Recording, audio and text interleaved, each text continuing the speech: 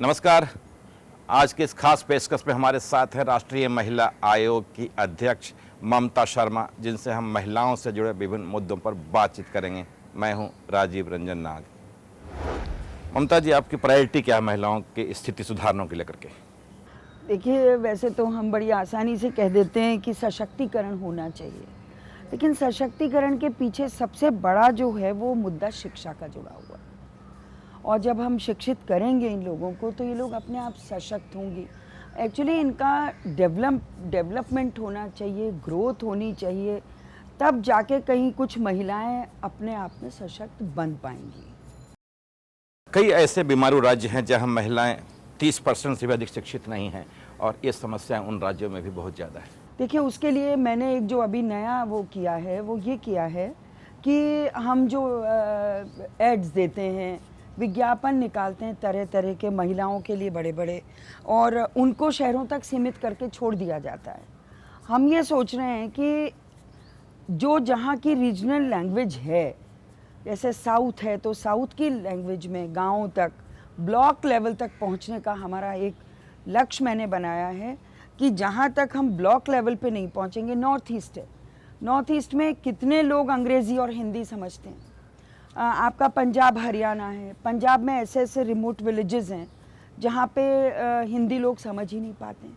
तो हमने ये एक नया वो किया है कि जितने भी हम महिलाओं के लिए स्कीम्स हैं, प्रोग्राम्स हैं, हमारा जो लक्ष्य है उसको हम उन्हीं की भाषा में वहाँ पे भेजें, और वहाँ के जो प्रशासन और हमारी महिला आयोग की जो अध्यक्ष हैं जहाँ जहाँ, उनको ये कहा जाए कि इन्हीं की लैंग्वेज में बस स्टैंड्स पे सब जगह इनको लगाया जाए, पंचायत में सब जगह लगाए। क्योंकि विभिन्न राज्यों में महिलाओं को पता ही नहीं है कि उनका अधिकार क्या है और वो कहाँ उसकी फरियाद कर सकती हैं। असल में सबसे बड़ी बात यही है कि सरकार कोई सी भी हो, सरकार अपने नियम बना देती है, अपने योजनाएं महिलाओं के लिए बना देती हैं, लेकिन दुर्भाग्यपूर्ण विषय ये है कि उन महिलाओं तक उन योजनाओं के बारे में क्या है क्या नहीं है ये पहुंच ही नहीं पाता है। ये एक बड़ा दुर्भाग्यपूर्ण विषय, और इसी के लिए मैंने जो आपसे कहा, मैं वही कोशिश कर। इस दिशा में राष्ट्रीय महिला आयोग ने पहले भी पहल की थी, लेकिन बहुत कुछ कारगर साबित नहीं हुआ।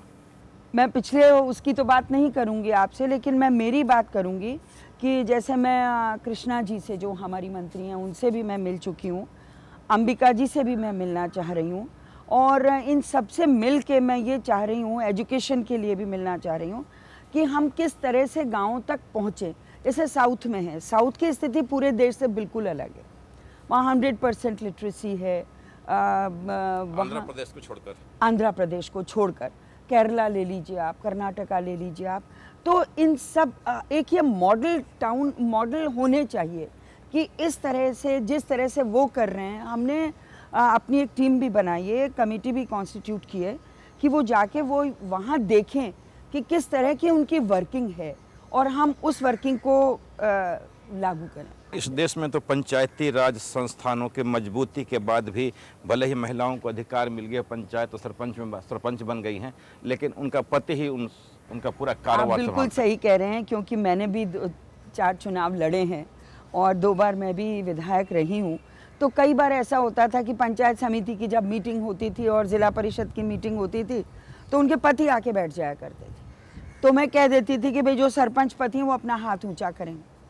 जब हाथ ऊंचा होता था तो मैं कह देती थी कि आप कृपया बाहर जाइए, सरपंच साहब को लाइए, उनको बैठाइए। और मैं आपको सही बता रही हूँ राजीव जी, मैंने देखा कि सन 93 के बाद मतलब घूंघट अपने आप, हमारे राजस्थान में तो घूंघट प्रथा है, तो घूंघट अपने आप उठने लगे और वो महिलाएं मुखर होने लगी, बोलने लगी कि हैंडपंप नहीं है, मास्टर नहीं आता है, हम इतने इतने कीचड़ में से निकल रहे हैं, सड़क नहीं है। तो ये मैं एक बहुत बड़ी जागृति भी मानती हूँ और एक उपलब्धि भी मानती हूँ कि रिजर्वेशन का हमको ये फ़ायदा मिला है महिलाओं के आने से। और महिला जो बात कहती है अपने दिल से कहती है, उसको ये नहीं होता है कि मैं किसी को इम्प्रेस करने के लिए कह रही हूँ या कुछ। और आप देखिए कि कई जगह जहाँ जहाँ महिला सरपंच बनी या महिला पंचायत समिति की डेलीगेट्स बनी, वहाँ बहुत फ़र्क भी पड़ा है। 2005 में डोमेस्टिक वायलेंस एक्ट बनने के बाद भी महिलाओं के खिलाफ अत्याचार की घटनाएं कमी नहीं है। आप बिल्कुल ठीक कह रहे हैं। एक्ट और बिल ये बड़ी आसानी से बन जाते हैं, लेकिन हमें इसका जो मैकेनिज़्म है उसकी तरफ देखना पड़ेगा और ये देखना पड़ेगा कि इनका इम्प्लीमेंटेशन कैसे हो, क्योंकि मैं देखती हूँ कि थानों में पुलिस मदद नहीं करती है महिलाओं की, और थोड़ा जो भ्रष्टाचार है वो भी इन महिलाओं के आड़ में आ जाता है। और पहले तो हालात ये थे कि महिला कहती नहीं थी अपनी व्यथा कि वो किस परिस्थितियों से गुजर रही है।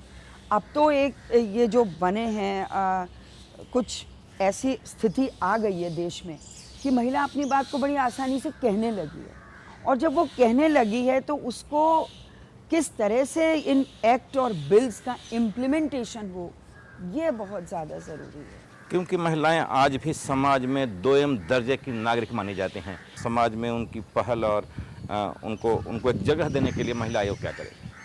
देखिए, उसके लिए तो मैंने आपको जो कहा है, हम यही करेंगे कि 1950 में जो एक्ट बना था कि हम जेंडर डिफरेंस को देश में ख़त्म कर देंगे, और आज भी मैं देख रही हूँ कि वो ख़त्म नहीं हो पाया। तो उसके लिए देखिए बहुत ज़्यादा प्रयास करने पड़ेंगे, और ख़ास तौर से महिला आयोग को जो इनमें अधिकार हैं महिला आयोग को, उससे भी कहीं ज़्यादा अधिकार देने पड़ेंगे कि कसूरवार को सज़ा कैसे हो। महिलाओं के खिलाफ अत्याचार के बारे में या महिलाओं के प्रति जो अत्याचार होते हैं उसमें पुलिस कितनी संजीदा है, पुलिस कितनी सेंसिटिव है? मैं ये मानती हूँ कि अगर पुलिस 100% संजीदा हो जाए तो इन मामलों में बहुत जल्दी कमी आ जाए। राष्ट्रीय महिला आयोग के पास देश भर से शिकायतें आते रहती हैं। उन शिकायतों में कभी ये लगा कि शिक्षित वर्ग अधिक प्रताड़ित करता है महिलाओं को?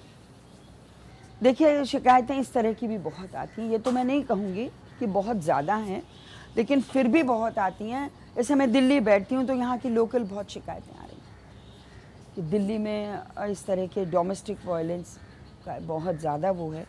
तो मेरा इतना सा कहना है, जो मैंने आपको पहले भी कहा, कि डोमेस्टिक वायलेंस के लिए जो पढ़ी लिखी महिलाएं हैं उनको तो कम से कम खुद सचेत होना चाहिए, जागरूक होना चाहिए कि हम क्यों ये सब सहन कर रहे हैं। राष्ट्रीय महिला आयोग महिलाओं के विकास, उत्थान और शिक्षित और उनके प्रताड़ित होने से रोकने के लिए जो पहल कर रही है, क्या आपको लगता है कि वो पहल अधूरा नहीं है? जो महिला आयोग है, राष्ट्रीय महिला आयोग, इसको सज़ा देने के पावर्स भी होने चाहिए। तो सरकार क्यों नहीं सुन रही इस बारे में? मुझे अभी पूरा 1 महीना भी नहीं हुआ है, और अभी मैं काफ़ी कुछ प्लानिंग करने की तैयारी में हूँ। मैं कोशिश कर रही हूँ कि कुछ बदलाव आना चाहिए। राष्ट्रीय महिला आयोग ने बलात्कार की परिभाषा बदलने के लिए सरकार को लिखा था, क्या हुआ? देखिए, बलात्कार की परिभाषा बदलने से कुछ नहीं होगा, बलात्कारों पे रोक लगने से कुछ होगा। परिभाषा भी बदलनी चाहिए, क्योंकि ये शब्द सुनने में बड़ा एक कानों को खटक जाता है, दिमाग को खटक जाता है।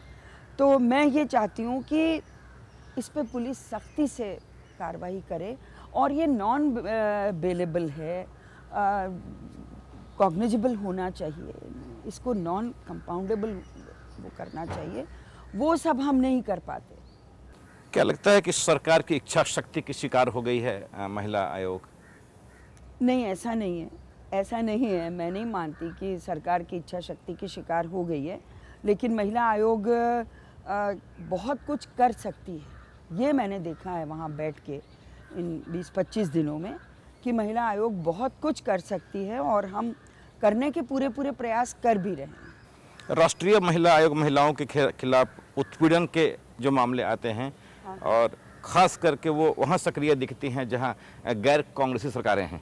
ऐसा नहीं है, ये एक भ्रामक प्रचार मैं मानती हूँ कि कर दिया गया है, बाकी ऐसा नहीं है। जैसे राजस्थान में कोई केस होता है तो मेरे यहाँ से राजस्थान में भी टीम जाती है, हमारी सरकार है, हरियाणा जाती है। उत्तर प्रदेश का मामला तो कुछ ऐसा है कि उत्तर प्रदेश तो आप खुद देख रहे हैं कि सबसे ज़्यादा जो क्राइम रेट है महिलाओं के ख़िलाफ़, वो उत्तर प्रदेश में ज़्यादा है। तो ऐसा नहीं है, हम कहीं इस तरह से पार्शल नहीं है कि जहाँ कांग्रेस की सरकार है वहाँ ना जाए, और जहाँ कांग्रेस की सरकार नहीं है वहाँ चले जाएं। ऐसा कुछ नहीं है, क्योंकि समान है महिलाएं जो भी हैं पूरे हिंदुस्तान की महिलाओं के लिए।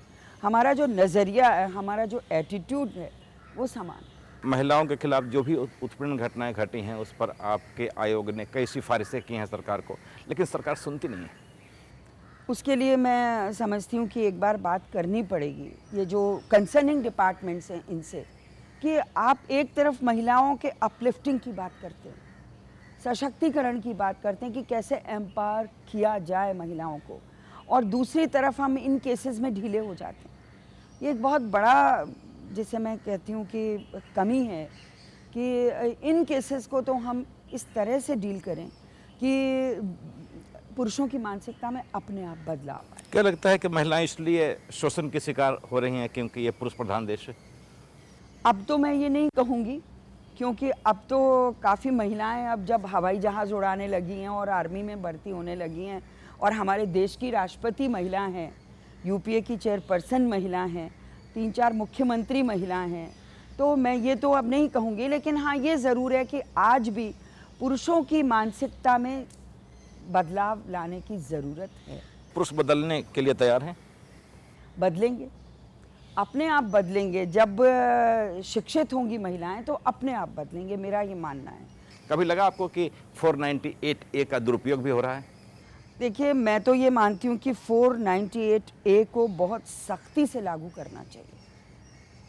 उसमें कहीं सख्ती ढीली करके, और हम जब बहुत नरमी बरतते हैं तो मुझे ऐसा लग रहा है कि कहीं ना कहीं परेशानियां आ रही हैं। ये नॉन कंपाउंडेबल होना चाहिए, इसको तो नॉन बेलेबल होना चाहिए, कॉग्निजेबल होना चाहिए, तब जाके काम चलेगा। इसमें जितनी ढिलाई हो रही है, और हम अगर इसमें बदलाव लाते हैं, बल्कि इसके इम्प्लीमेंटेशन पे बहुत ज़्यादा आपको ध्यान देना पड़ेगा। लगता नहीं है कि महिलाएं भी 498A का दुरुपयोग कर रही हैं? नहीं, ऐसा नहीं है, मुझे नहीं लगता कि ऐसा कुछ है, क्योंकि ये डावरी वाला जो मामला है ये तो बड़ा सख्ती से हैंडल करना चाहिए सरकार को भी, पुलिस को भी। क्योंकि मैंने कई अभी जो प्रोग्राम्स हुए महिला आयोग के, मैंने उसमें भी कहा कि अगर पुरुष अपनी मानसिकता में ये दिमाग में लाए कि हमारी भी कहीं बहन ब्याह के गई है और कल को उसके साथ भी इस तरह की वायलेंस हो सकती है, इस तरह के हिंसक हमले हो सकते हैं, तो बहुत बदलाव आएगा। इसलिए मैं मानती हूँ कि इस एक्ट को तो बहुत सख्ती से लागू करना चाहिए। तो ये थी पहले दौर की बातचीत। अगले दौर की बातचीत में जानना चाहेंगे कि ममता शर्मा महिलाओं के उत्थान और उनके विकास की दिशा में क्या पहल करने जा रही हैं। फिलहाल एक छोटा सा ब्रेक।